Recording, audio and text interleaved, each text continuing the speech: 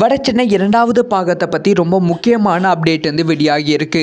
அதாவது வெற்றிமாறன் அவர்களோட கெரியரில் வடசென்னை முதல் பாகம் மிகப்பெரிய வெற்றி திரைப்படம். முக்கியமாக வந்து வடசென்னை இரண்டாவது பாகம் எப்போ ரிலீஸ் ஆகும், இதுக்கான அப்டேட்டை எப்போ கொடுப்பீங்க அப்படின்னு சொல்லி தனுஷ் ரசிகர்கள் மட்டும் இல்லாமல் தமிழ் சினிமா ரசிகர்களே செம ஈகராக வெயிட் பண்ணிட்டு இருக்காங்க. ஸோ வந்து வடசென்னை இரண்டாவது பாகம் வந்து 2025 ஆரம்பிக்கும் அப்படின்னு சொல்லி எதிர்பார்த்தாங்க. ஆனால் 2025 நம்ம வெற்றிமாறன் அவர்கள் வாடிவாசல் திரைப்படம் கான்சென்ட்ரேஷன் பண்ணுவதால் வடசென்னை இரண்டாவது பாகம் ஆரம்பிக்காது அப்படிங்கிற விஷயத்தை ரசிகர்கள் மைண்ட் செட்டாகவே மாட்டிக்கிட்டாங்க. இதை வந்து டைரக்டாக வந்து வெற்றிமாறன் கிட்ட வந்து ப்ரீ ரிலீஸ் ஈவெண்ட்டில் விடுதலை இரண்டாவது பாகத்தோட ப்ரீ ரிலீஸ் ஈவெண்ட்டில் வந்து கேட்டிருக்காங்க.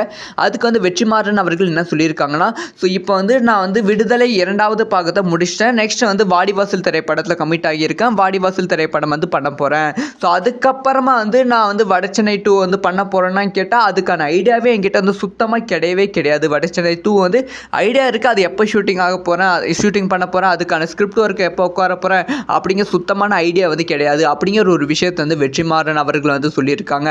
இதனால் வந்து ரசிகர்கள் செம அப்செட்டில் வந்து இருக்காங்க. ஏன்னா 25லையும் இல்லையா 26லையும் இல்லையாம். ஸோ அதனால் இப்போதைக்கு வடசென்னை 2 பற்றி எதுவுமே யோசிக்காதீங்க, அதுக்கான ஐடியாவே கிடையாது அப்படி சொல்லி டைரெக்டாகவே வந்து வெற்றிமாறன் அவர்கள் வந்து சொல்லியிருக்காங்க. இதனால் வந்து வடசென்னை 2 திரைப்படத்தை எதிர்பார்த்து காத்திருந்த ரசிகர்களுக்கு மிகப்பெரிய ஏமாற்றமான விஷயமாக தான் பார்க்கப்படுகிறது.